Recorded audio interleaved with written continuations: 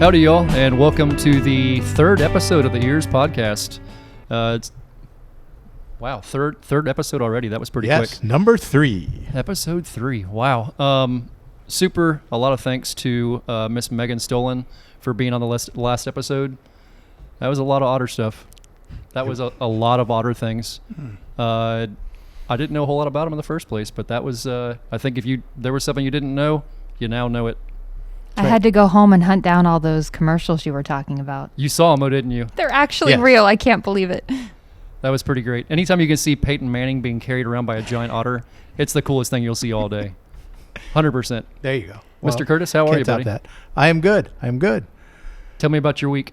My week has been, we're at school. We're making the transition from the winter sports to the spring sports. Okay. So our basketball team is off playing in districts tonight. Okay. The semifinals of the district. They won their first round, and now they're playing in the second round. So we're shut. The winter sports are coming to a close, and we're starting our spring sports. Is there anything else other than basketball that THS is in the playoffs for or districts for? Soccer was, but I think they're out. I think they're out now. Okay. They did I think advance one round. Okay. And that's pretty cool. So oh yeah. So now we've got Tennis and track and baseball and softball. Baseball, huh? Heard about that before. Yeah. Cindy, how about you? So did your rascally varmint show back up at your house? He did, actually. He hasn't caused any chaos because he already caused all the chaos he could cause. He already ate everything? Yeah, I walked out there the other day. He's standing by the pond. It's empty, completely empty. And he's just looking at me like, I'm hungry, ma'am. I have nothing for you. You've taken it all from me. You've taken everything I have. He wants you to restock it. Yeah. Clearly the decoys aren't working yet. So what kind of decoys? The alligator decoy. Yeah, it did. Yeah, unfazed. It's not unfazed. So if it's an inflatable alligator, it's not going to work. It's got to kind of look real. Is it a pool toy? No, it's like it's made for ponds, supposedly to repel birds. It's like this, so plaster where did you floating. buy this? What store did you buy the Amazon? Alligator? Amazon. Okay. Well, the review. The reviews were good. The reviews suggested this was a good idea. Okay. Wow.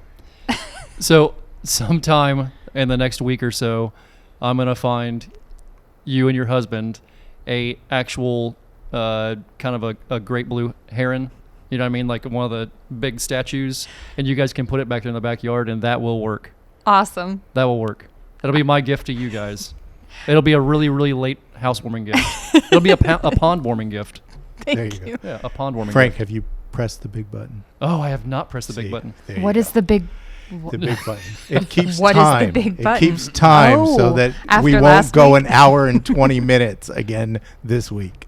So. Well, the first week, my intuition was spot on. I mean, we were on at an hour and 6 seconds. I mean, I kind of said, you know what? I think we're there. I think we're there. So I wrapped it up and closed it. And then when I asked you that, and you're like, yeah, it was an hour and 6 seconds. I'm like, what? Jammy jam. That's where it's at. And then the next week, it didn't go nearly so well. Well, I just got enthralled with otters. It was a lot. It was a lot of otter information. It was. It's easy to do. Good grief! I had no idea. Wow, still mind boggled by the whole thing. It's a lot of otter stuff. An hour and 20 minutes worth of otter stuff. Yes, absolutely. Yeah. I apologize for so much otter stuff, but Megan, that was awesome. Thank you a bunch for being here. Okay, so I reckon we'll get to our first guest. Our first guest of the day, which is our only guest of the day. That sounded strange. Mr. Andy Hanson. This is a guy I've kind of looked up to from a distance for a long time. He is the coach of the Titusville High School baseball team. Andy, happy to have you here. Thanks, Frank, for having me on. It's a pleasure. Yeah. Tell us a little bit about you. How far back do you want me to go and make sure that timer's good? Well, let's start with this. All right. I'll start with a question. How about this? We'll start with a gentle... Yeah, give me some guidelines, because I'll go. We'll lob a softball Please up do. to you and see how it goes. So I understand that you're a University of North Florida graduate, Mm-hmm. but everybody always sees you walking around campus and everywhere else with all this University of Miami gear. Gotcha. So I'm lost in transition here. So I was born in '80, so I grew up in the '80s, and my uncle, he was the cool uncle. He was the Miami Hurricanes fan, right? So this is back in their heyday with the swag and Michael Irvin and everybody. So growing up, anything our uncle wanted to do, we wanted to try and be like him. So we immediately were Miami Hurricanes fans, and obviously 5 championships later, I'm glad I made that choice, right? As opposed to the other 2 that I could have chosen. So I'm a diehard Hurricane fan, but obviously a UNF alum, so I always support my Ospreys as well. There you go. I have never really heard of a die-to-the-wall Miami Hurricane because usually Miami fans, I mean, they're kind of like Yankee fans. You see the gear when stuff's going well. You see the gear when stuff's going well. But I have to tell you, I saw the license plate on the truck. 100%. So you still got it, and I give you credit there. But you got to admit, Miami stuff, when stuff starts going bad, like at the beginning of the season when they were ranked, it was there. And then toward the end of the season, it kind of disappeared. I see your point. I will argue that other fans are the same way. But Miami fans definitely take a lot of heat, but we can take it. But that definitely a diehard. I feel like that was supposed to be a Miami Heat joke, but I'm not quite sure. No. Yeah, I'm not sure where that went. But so how did we meet? I've been trying to figure out exactly how it was me and you met.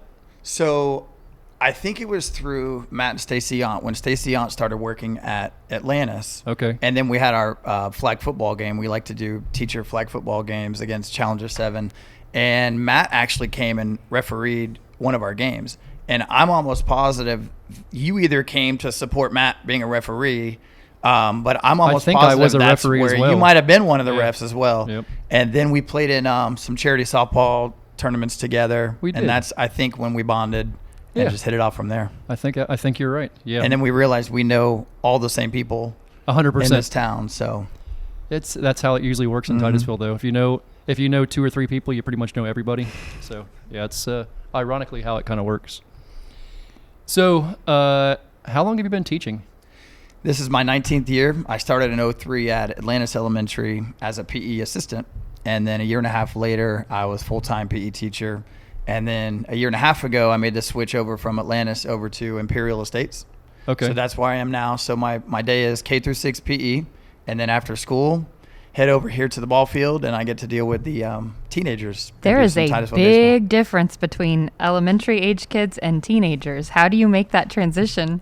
I will tell you this. The biggest difference is their size, but their attitude and behavior is not that much different.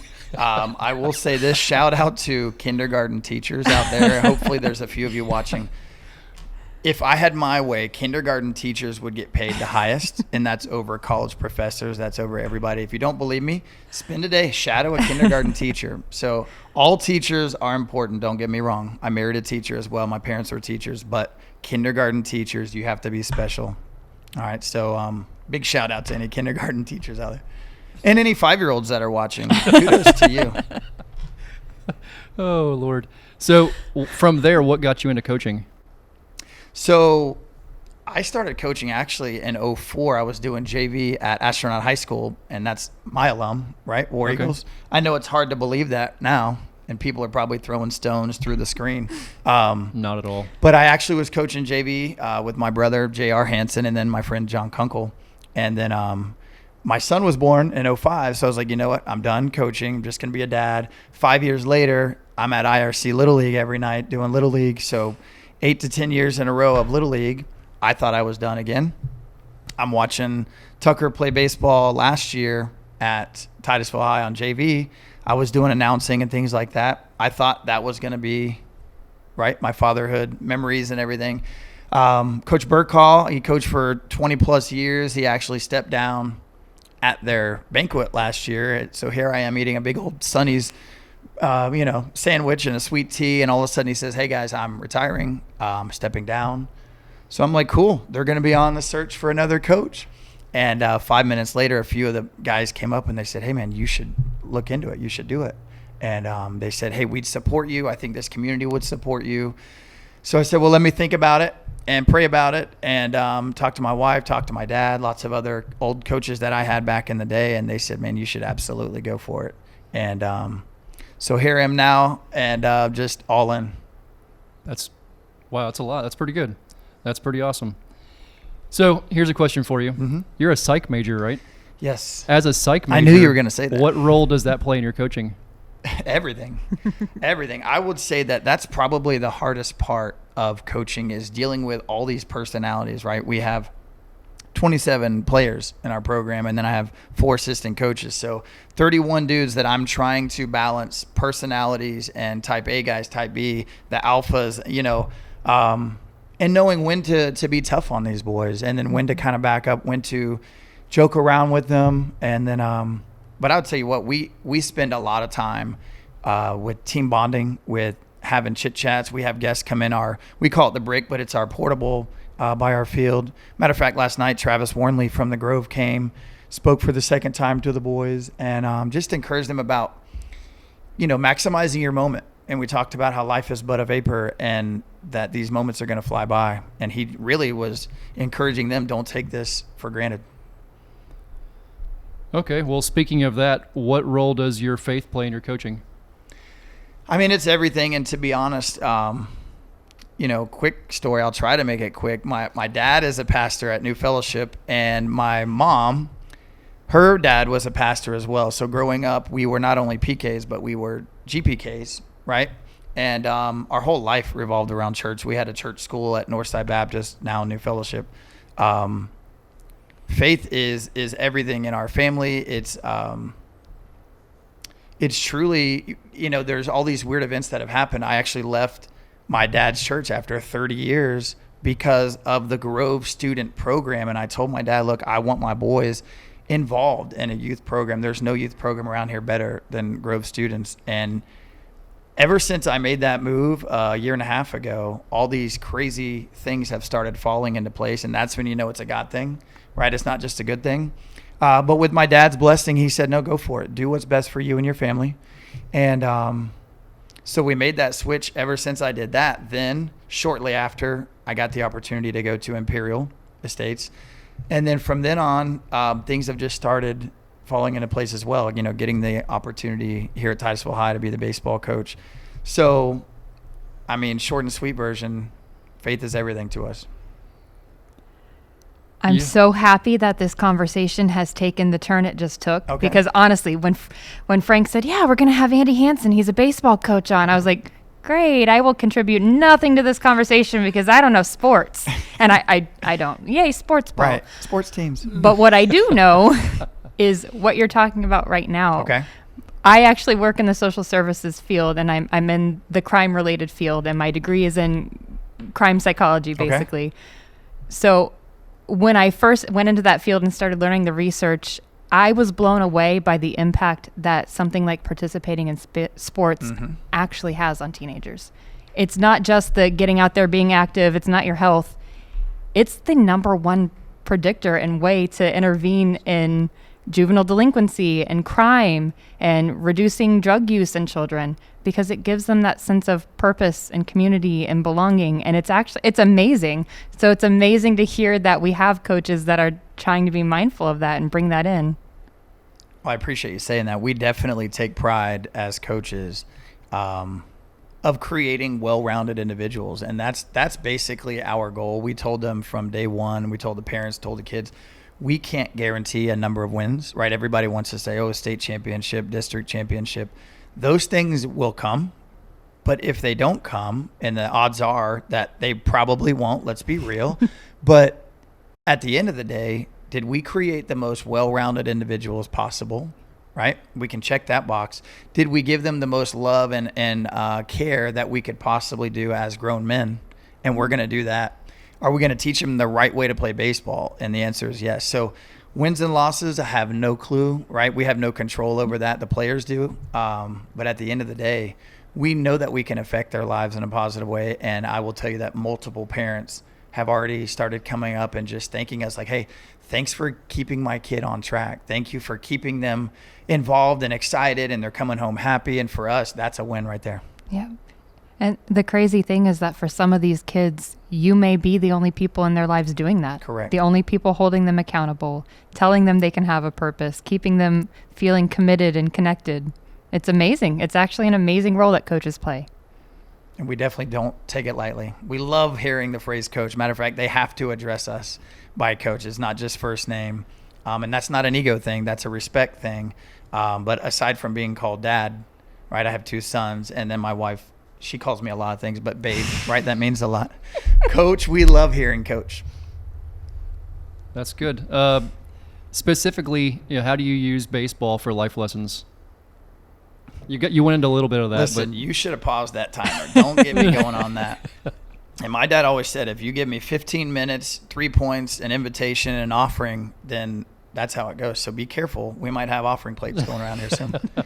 I will say that obviously teamwork, right, when you're dealing with baseball. But I will say the biggest thing for baseball is the mental toughness that it creates, right? It's a game where you're going to fail 70% of the time. If you're lucky, if you're really good, you're going to fail 70% of the time. So it's how do you react? You're going to make errors. You're going to drop fly balls, miss, cut off men, whatever. Then how do you react from that? And for us, we're always telling them that in life, things are not going to go your way. Things are going to happen. And it's already started happening. We've had some guys that just fallen on some hard luck lately. And we're like, hey, what are you going to do now? Right? This is not the end of your story. Same thing in a game. You can't shut down after you strike out 3 times and a ball goes between your legs. What are you going to do next? How do you overcome it? Learn from your mistakes, ask for help, and then let's move on. how important is culture to the clubhouse? Because that's a lot of what you're doing as a coach, right? With it being a new coach of a new team. How important is that to what you're building? We say that word a lot, culture, and since June when I took over, that's been the number one thing. We wanted to create a culture that's positive. We want kids that are active in the community. We want players that do stuff together. And I don't know if you've ever been to we at the volleyball games, basketball games, soccer, you're going to see our Titusville baseball boys there. And culture to me is going to actually help us win games in the long run. It might take a little bit, Frank, to be honest, but once they see the benefits of the small things that we're doing, we're going to do the details well. But we did a beach cleanup at Playa Linda with my friend Kelly Downey, who you need to get on here. Keep Brevard beautiful. Write down Kelly Downey's name. She is amazing. She is the perfect person to have on this podcast, by the way. Shout out to Kelly. We had them coming, Frank, on summer days at 8 a.m. to help lay sod and pull weeds and stuff here on campus 3 different times. We have them helping out a widow from the Grove Church, and we spent 3 hours the other day. We never met the lady, but we had 8 to 10 players that joined the Grove students to go help, and she's now our team grandma.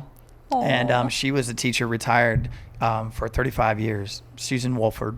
And she was at Oak Park for many years. So she was my kindergarten teacher. See, Cindy, there we go. And guess what? Everybody I talked to said they had her too. She's amazing. And you talk about energy, this lady. So when I met her, honestly, she challenged me. Because here I am thinking, I'm 42. I feel like I have energy for these boys. She would run circles around me, and she's taking care of all these acres of land. I'm like, no, you're not. You're not lifting a finger anymore because we got all these boys that are going to come. February 19th is going to be our next session at her place. She's like, can I cook food? We're like, yes, because we love to eat. So do you know she remembers all of her students? 100%. I'm an age. I'm a certain age. I got you. It's been a little while since I've been in kindergarten. Mm-hmm. She came to volunteer where I work and walked in, and she immediately knew who I was and remembered me. Right. And I thought, how? Yeah. How? She's sharp. She does. Very sharp. Teachers are amazing. Yeah, that's amazing stuff. Give me some differences between high school ball and pro ball, or even college ball. Yeah, so I will say I want to say that it's they work harder at their craft, right? College and pros, I feel like high school, they're dealing with all kinds of stuff, right? Going to class, girlfriends, video games, going to work. They're dealing with all kinds of things. They can't just devote like 6 to 8 hours. These pros are spending their whole day actually perfecting their craft. So I will say that they get the opportunity to work more, and obviously it shows. I think, pro ball it's fun to watch. College baseball is my favorite to watch, right? What makes that difference to you? So to me, it's baseball's purest form. They're not out there playing for money, right? They're still hungry. Same thing in high school too. These boys are hungry. Some of our guys want to play college ball, and that's our job, is to help reach that potential for them.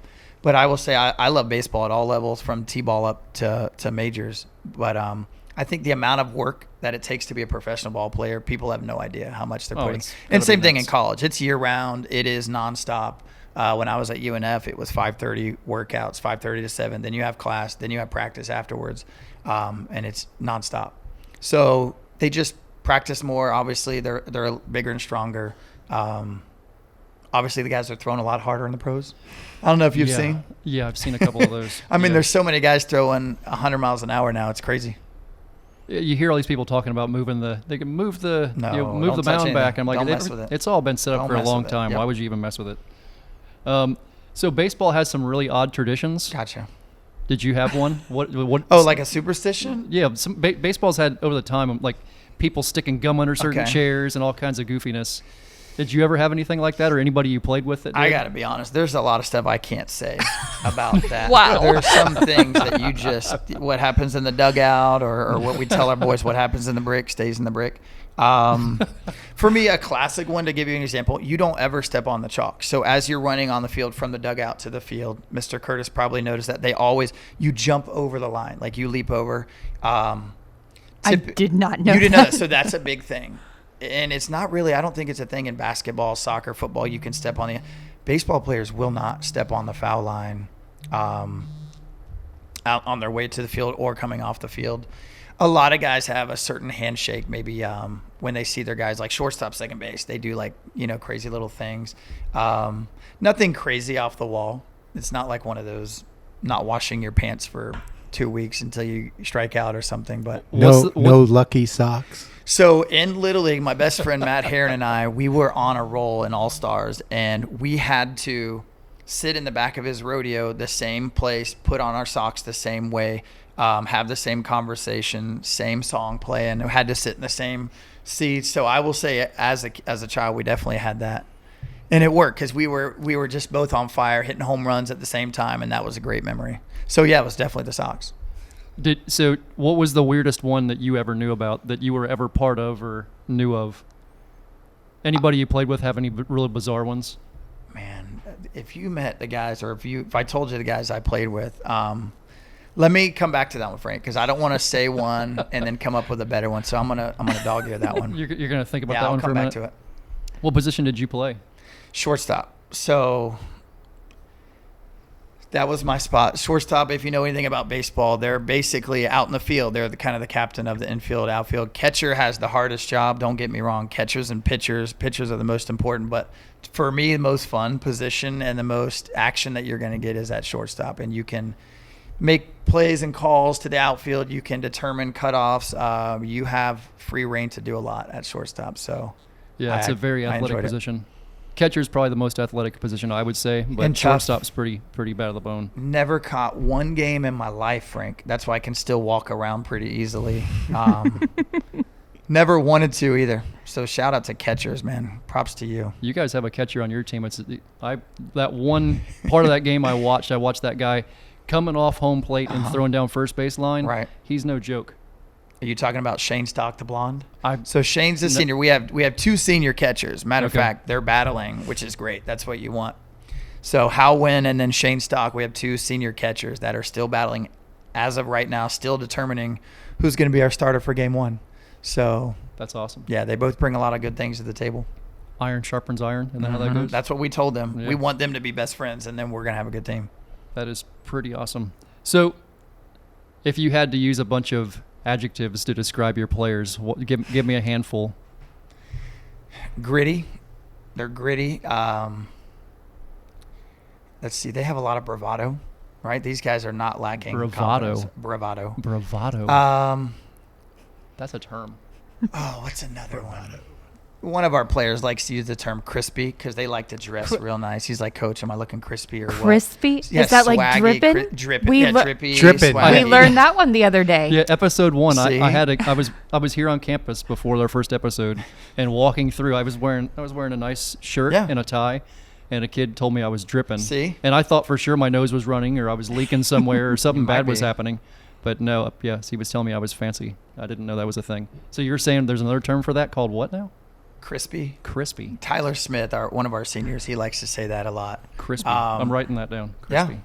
I tell you what, I wish our players were as good at baseball as they are at fishing. Though we have some good fishermen on our team, and video games. Right? If we had a video game high school team, we'd be all state. I promise you that. I would come join that. Are you a gamer? Yeah. All right. Well, maybe you'll have to come challenge our players one day. Perfect. What's your game of choice, Cindy? Yeah. What? Oh, currently it's Warframe. Okay. Which as a 35-year-old woman, I probably should not admit, but it is. What is that about? Sorry, we were going off on a tangent for a second because I got to know more about it. Video games are Robot important. aliens, kind of. No. Is it like a shooter or something? Yeah, there's shooting involved. So you shoot at them? There's a lot of shooting involved, yes. I don't know how I would describe this game to people that haven't played it. Is it like a strategy game? Yes. Okay. There's That's something a you lot play of on the console or you play on your phone? I play it on Xbox. You can play it on computer. You can play it on PlayStation. I mean, interesting. Okay.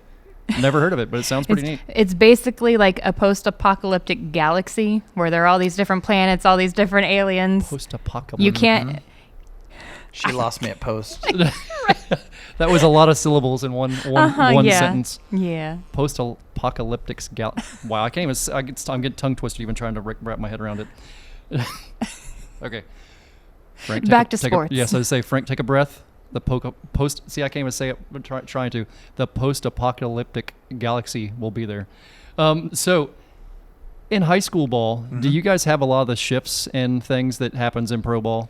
So that'll be determined once we start playing teams. Obviously, the second time you play a team, you can go back do some scouting. Do scouting.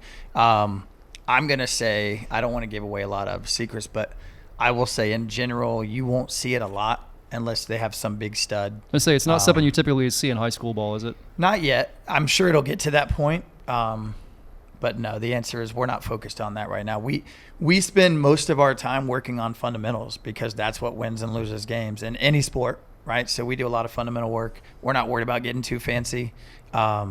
We got a hard enough time just fielding regular ground balls. So we'll save the shift for maybe next year. When you look at that in pro ball, there's a lot of different thoughts on that right now. What are your thoughts, being an ex-baseball player, what are your thoughts on that? To me, if it's within the rules, you do it. Right? Do you think it's a rule that should change or no? I don't think that it should change. Here's my honest opinion is that if you're a lefty and they keep shifting, typically that's what they do. It's for big, strong lefties, right? Here's a crazy idea, Frank. Drop a bunt down the third base line, right? There's no third baseman there. I've seen guys actually get doubles from bunting a ball down the third baseline. That doesn't look as cool, though. It doesn't look as cool, right? But the name of the game is baseball. Like, get on base, right? Right. So you do it enough times, they'll stop. Thank you, Mr. Curtis. That's all I'm trying to say. If you don't like something, fix it. Right. Figure a way around it. So I'm not ever going to be that guy that says, oh, don't shift. Do it. But if you shift on us, then if you're going to give us third base, we're going to bunt every single time until you finally shift back normal, and then we'll drive it over your head. That's old school Dan Diesel football right there. Yeah, They're going to let you run the ball. You're going to run the ball down their throat all day and keep running it. Shout out to Mr. Diesel. You need Mayor to get Diesel. you need to get Mayor Diesel on here as well. It's in the works. Can I tell you top secret stuff? Tell me. February 24th. It's a Thursday. Okay. He's going to be throwing out the first pitch at our game, Titusville against Astronaut. Okay. So you might want to make plans to be there. February 24th. Very good. Gotcha. 24th. Now, let me ask you a question. Yes, sir. Pitching. Mm-hmm. High school level, it's got to be key. How do we look? How many pitchers do we have? We have one returning varsity starter. Okay, that's Austin Rollerson, and he, frankly, is the only one in our entire program that played substantial varsity minutes. We lost 8 seniors last year. He was that 9th guy, played third base and pitched. That was his role. And we had some other guys that got cups of coffee, not a lot of playing time on varsity. He is definitely our ace. And then we have a bunch of guys right behind him, right on his tail, and that's kind of what we're trying to create. Like, who's going to be that guy that either gets better than Austin or at least, fights their way up to that echelon. So are you guys about, pitching-wise, are you about power or finesse? We are a finesse pitching team right now. We don't focus on velocity, to be real honest with you. Going back to the mid-90s Braves team, those guys didn't have velocity, but what they did was they used all 4 quadrants. They learned how to mix speeds, location, kept hitters off balance. That's what we're trying to do, and we're preaching that.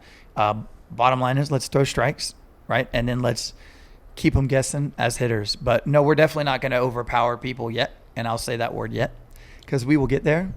But that's not what we're about on the hill right now. Frankly, at this point, we're like, cool, hit the ball, because our defense, in our opinion, is going to be our strength.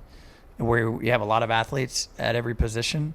We have 4 seniors, but we have 9 juniors as well. So, yes, we're going to do our best this year and try to win as many as we can. And we're also grooming. There's 9 sophomores right behind them. So, but we want to send our seniors off on a good note. They've worked hard, and some of them have been through it, so we want to represent them the best way possible. That was literally what I was going into next. If you were a scoring or a defense team, and from what you're saying, you're a pitching and a defense team. That's what's your main. I mean, I'm sure you're focusing on all of it, but you're really looking to put the extra emphasis on those 2 things. So here's the thing: offensively, you might get 3 or 4 at bats tops in a game, right? But you're out in the field for 7 innings. Like, you could realistically get a ground ball or a fly ball every inning, right? So we are trying to control what we can control. Obviously, we're going to hit every single day at practice. The truth is, Frank, I haven't seen our players in a real game. We're about to, Monday night, we have a preseason game. But we know what we have on defense. We have no idea what our players are going to do against a live pitcher from an opponent. We're about to find out Monday. So I will get back to you and let you know. Maybe they drop a couple bombs and we're like, maybe we're a power hitting team. But we definitely humble them up. Even when they hit a ball over, we're like, okay, cool. What are you going to do next? So typically the power hitting goes to their head. So we'd rather be contact hitters and play good defense and then let the home runs come. So you've had colleagues that have told me that you're like a super motivator. How do you feel about that? I appreciate hearing that.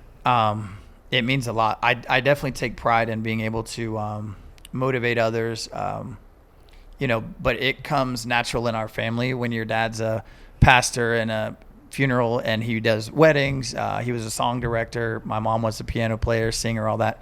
Then my grandparents, same thing, pastor's wife, teachers. So I come from a line of people who were in education, but also just leaders. If something needs to be done at church or at home or at school, right? So I didn't have any other option, Frank. I grew up, and everybody that was in my house was in charge of something or everything, right? So then my brothers and I, we just didn't know any other way about it.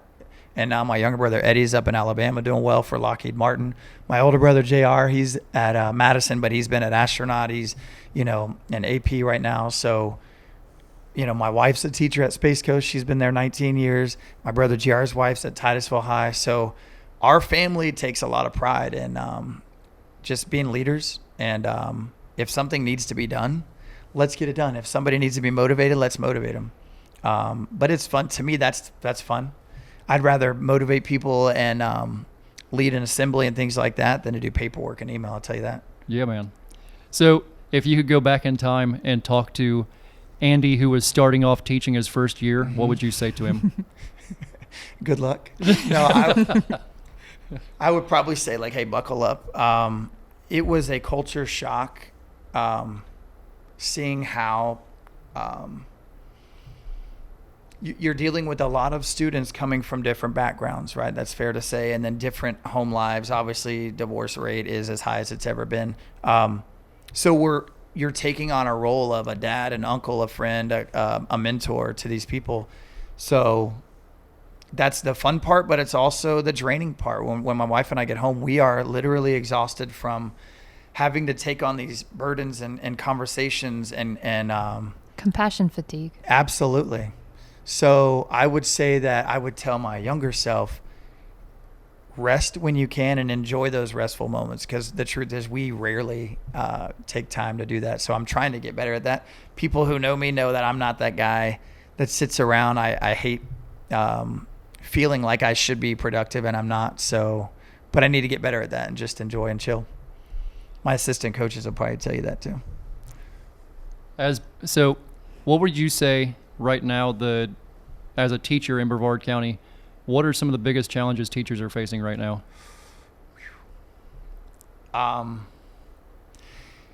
Having to shuffle their schedules every single day. Frank, they're showing up to work, and let's say you're a first grade teacher, but when you show up, you're going to have to be a sub for third grade because that teacher is out with COVID. And there was another sub that was going to be there, but they pulled the sub to go do something else. And that's every school in the county. So I would say the biggest struggle is going to work, not truly knowing what your day is going to look like. And it wasn't like that in the past. And it's no one's fault per se, of teachers but and stuff. it's shortage. It's dealing with COVID. It's dealing with so many other things. Obviously, teachers aren't real thrilled with pay right now. I will guarantee you that when you talk to teachers, we're not doing it for the money. Right. It's more of a respect factor and, being fair. Personally, my wife and I, we don't teach for money. And I would say 99% of teachers out there are the same way. I think it's just the stress of having to deal with kids that are dealing with a lot of stuff too. Right. So just factoring all that in is a lot for teachers right now. Has COVID changed a lot of stuff for your coaching? Yeah, I mean, right after tryouts, we had 3 dudes that were out with COVID. So it definitely, you appreciate every day. And I will say, not that we weren't before, but we maximize every minute of every practice because we're like, hey, we never know who's going to be gone tomorrow. And then obviously with baseball, weather is a big factor. But COVID, I think, changes how you maximize every single moment that you have with your players. And then for me, it's creating well-rounded players that can you play third? Cool. But we need you at first and we might need you in right field and you might need to be a relief pitcher because those guys might end up having COVID at some point in the season. So I think for me, that's the main thing. You guys got anything? Anything else tickling your brains? What's tickling my eyeball every time I look over here is you're showing off this Cubs jersey, authentic jersey. And I don't know if you're allowed to turn around. I don't know if you should. I'm not real sure the rules here. But guys, we make them up as we go. He has an actual Frank Robb Cubs jersey. And Frank's about probably the most humble person that you're ever going to meet. So he's not going to talk about himself. So this guy's lucky. I've been to Wrigley twice, and I thought that was the coolest thing ever. Not only has Frank been to Wrigley, tell everybody what you got to do on the pitcher's mound at Wrigley Field, man. Get very stressed out by a bunch of players from the 60s. Okay. They're all the old 60s Cubs were there the time when I was there, and they were all Billy Williams and all those guys, and they're like, "Man, don't screw this up." Right. And I'm thinking, oh my man, God. I was already kind of a little bit nervous in the first place, but now, I got to throw out a first pitch at a Cubs game up there. No pressure. Yeah, no big deal. It was. We've all done that. No, oh yeah, It was pretty special. I've done it twice. What are you talking about? It was probably one of the most relaxing moments of my life, if I'm being honest with you. Mm-hmm. Yeah, it was very. Now, so how did it all it go? in and- Did you one hop Yeah. it? Did you? No. Were you on the mound? So I was on the mound, and Okay. as I'm walking up there, the camera guy, all the old Cubs players are behind me. Right. You see them everybody's kind of going, I don't know, who knows what's going to happen with this. And the photographer that's walking out there with me goes, "Hey man, check this out." And he shows me this video of this guy the previous day literally pegging him with a baseball when he was trying to throw it to home plate. Right. He's like, "Don't do that." And I'm like, good grief, man. I'm like, I've thrown a baseball before. But I wasn't really thinking about it before this. Now I'm kind of thinking about it. Yeah.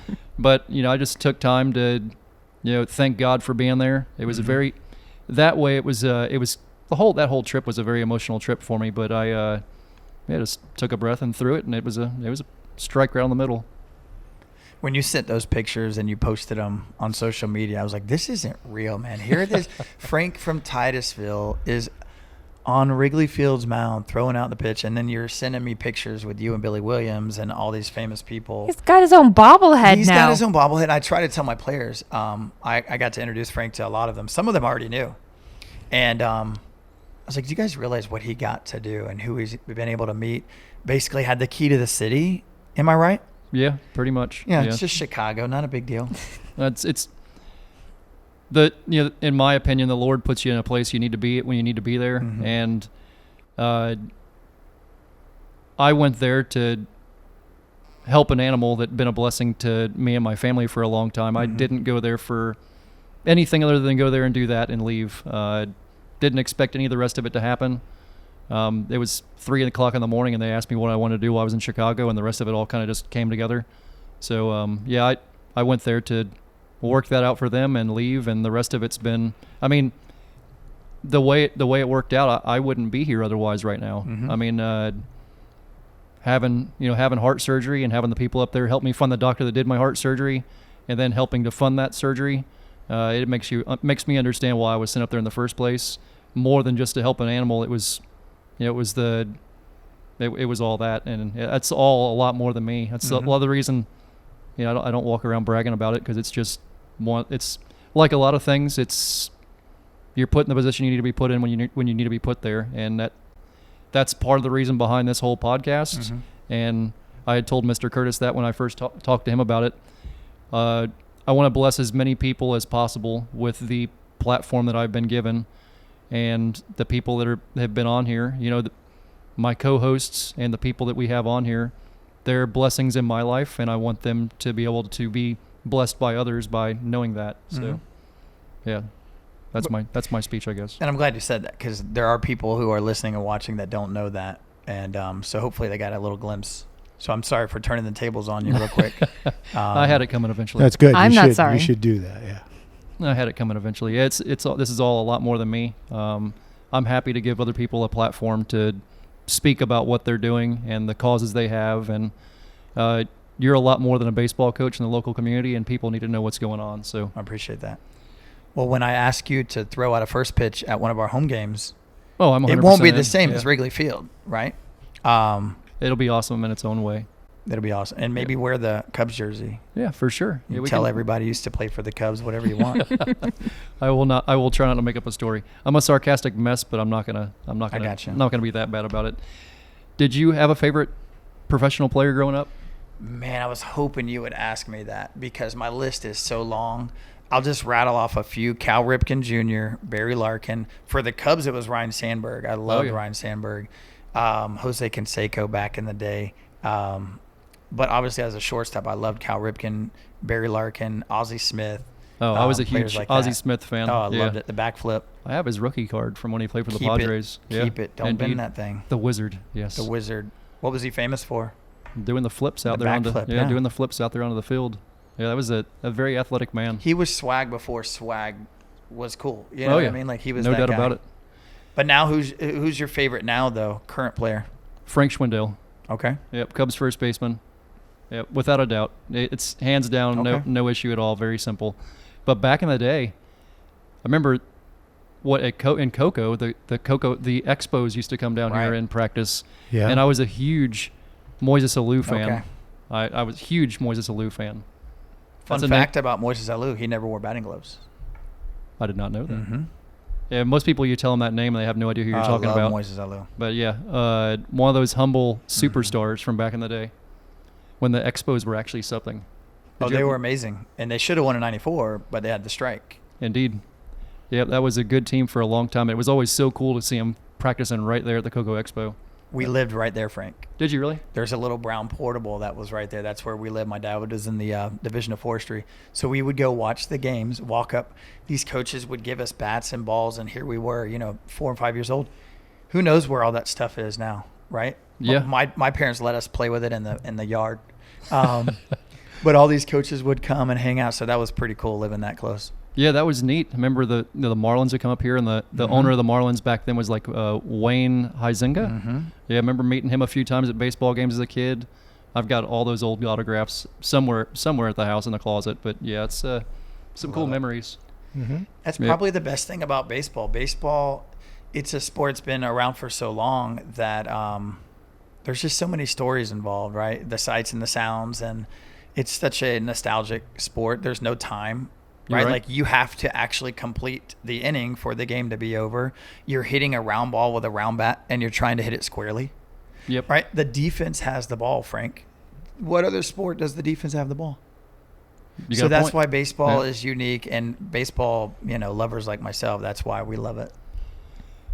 Yeah, it's a good game, without a doubt. I got to take my dad to Wrigley for Father's Day this past year, so that's awesome. That was pretty awesome for, he had never been up that way, and, if all this stuff wouldn't have happened, I'd have never been up there in the first place either, Right. So, yeah, pretty neat. Anytime you can get to take your family to a sporting event, it's pretty awesome in its first place. But And we're almost family, Frank, so I feel like next time you head to Chicago, I know a guy that might want to go with you. I'll be up there in March. Ooh, Yeah, I'm if going it's up during there spring to break. I'm with you, bud. I think I'm going up there March the 4th for a first responders event. I'll just hide in your suitcase. Yeah. If you're good Tickets to with that. Chicago are cheap. You can Okay. round trip Done deal. $70. My wife's killing me right now. She's like, no, you can't do that. $70 $70 round trip. Yep. And my niece now is a doctor in Chicago, so she lives right there by the airport. Just saying. I'm not saying no, Frank. I got connections, is all I'm saying. All right. So, it's funny. I was thinking about earlier this week. I was thinking about the stories we were telling. I was with my uncle earlier. I want to say what day is today? Today's okay. Yeah, Wednesday. Yeah, okay. That's how I felt all week. It's crazy. I lose track of it sometimes.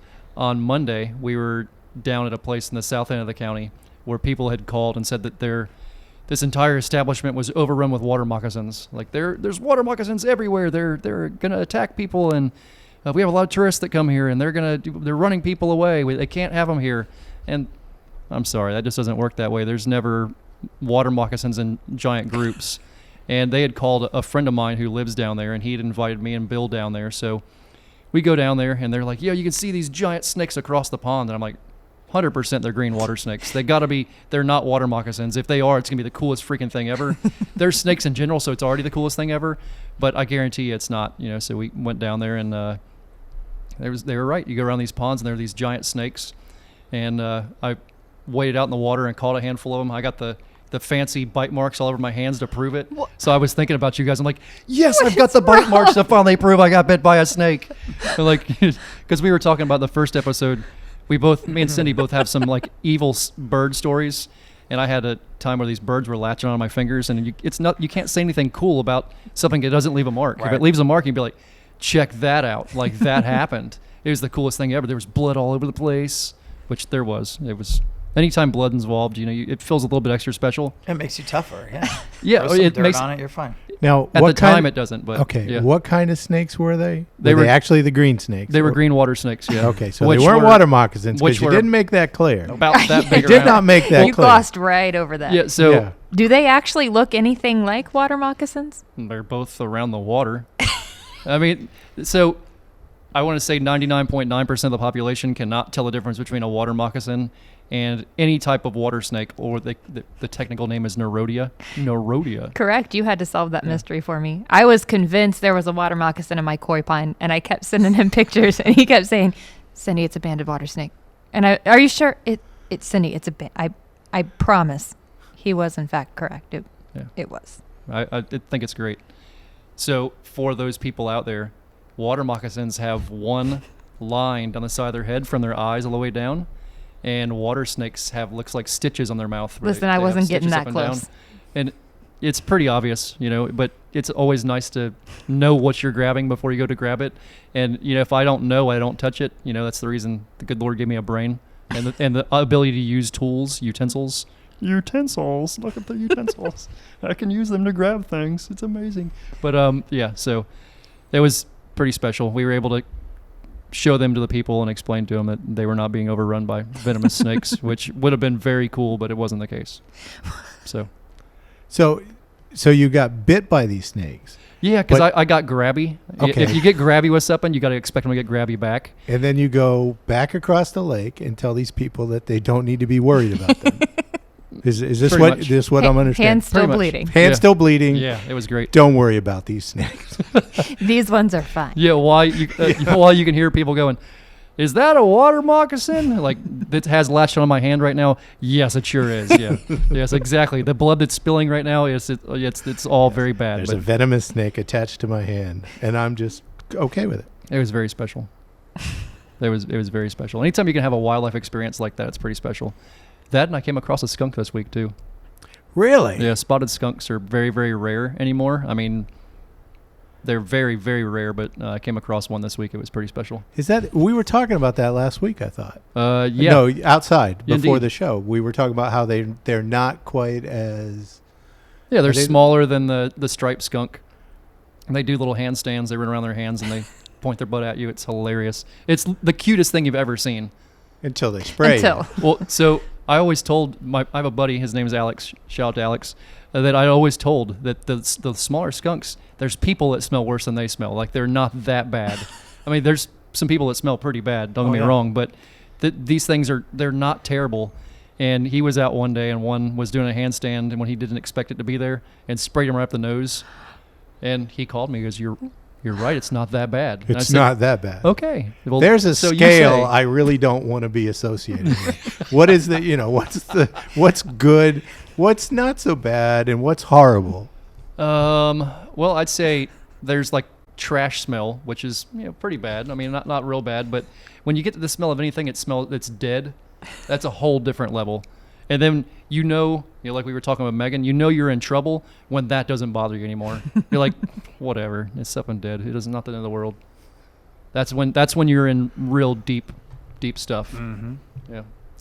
Good Lord, what are you gonna do? So I have some trivia. If you guys want to do some trivia. Is it baseball trivia? It is not baseball trivia. Thank God. So I was thinking about Cindy it. was looking forward to baseball trivia. Yeah, Well, She wanted I that. really would have blown you away. Every week we've done the trivia, I've tried to do something that was a little, kind of, sort of on topic, but not really on topic. Like the first week it was Titusville trivia. Right. And then the last week it was otter trivia, but it was otters in commercials. And if you haven't went and watched those otters in commercials, you're really missing out, because anytime you can watch Peyton Manning get carried around by a giant otter, it's pretty awesome. Mm-hmm. I'm just telling you. If you haven't seen an OtterBox commercial, OtterBox, we need money. Feel free to sponsor us. We could appreciate that.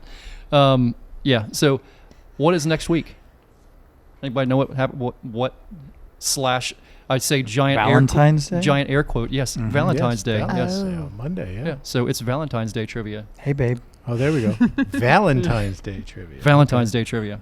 So number 1, the first celebrating of Valentine's took place in what city? Is it across the ocean? It's not in. It would be a European city because he was a saint in Europe, I Right. believe. and it was Saint in Valentine. 1400. If that helps. 1400, February okay. the 14th of 1400. I Rome. once had a very long conversation with a monk about Saint Valentine. Yes. Oh, yes. Tell me more about this. This is not what I No, expected was- you to say. I was visiting a monastery in Georgia, Okay. and for some reason we got on the subject of Valentine's Day. It must have been around that time of year, and he was telling me all kinds of interesting facts about Saint Valentine.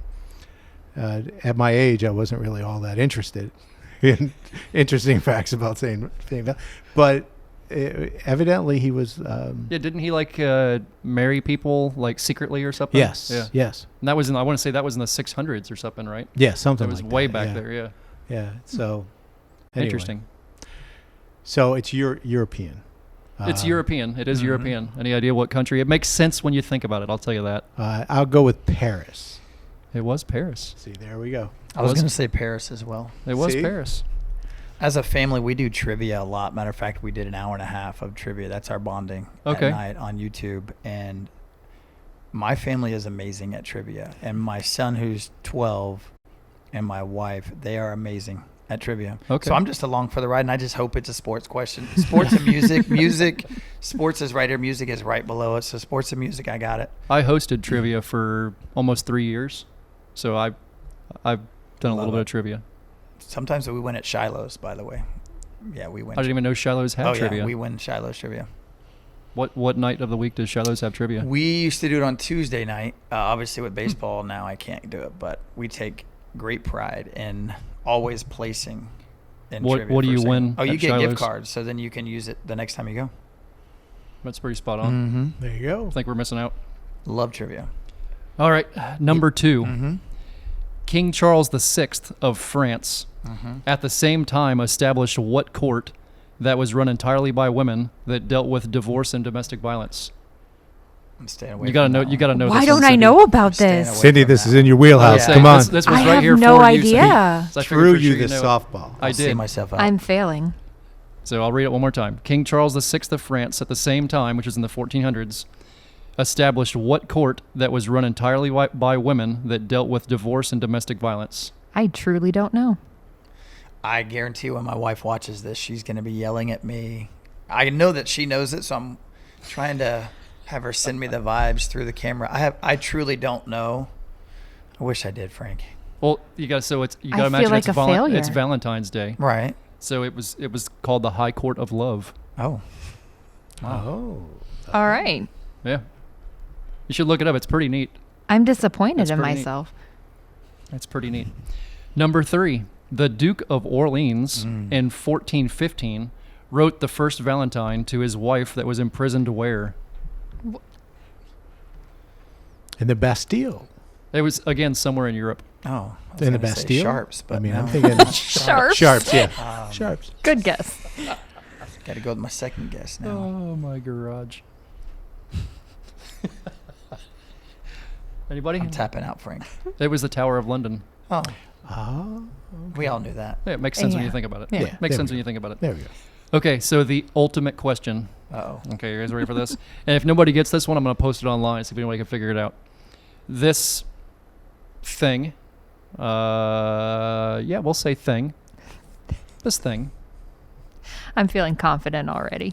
It's interesting. Thing can be an adjective, right? A descriptive term. Sure. Yeah, absolutely. Okay. We'll allow it. Okay. This thing evolved over centuries. It's the theory of it lays in plants. Medieval times saw changes in its concepts, and its true beginnings are really unknown. Read it again. It evolved over centuries. The theory of the whole thing lays in plants. They believe it kind of came from plants. Medieval times saw changes in the concepts or the way it. I can't say a whole lot more. And its true beginnings are unknown. Again, remember, it's a Valentine's Day trivia. Valentine's Day.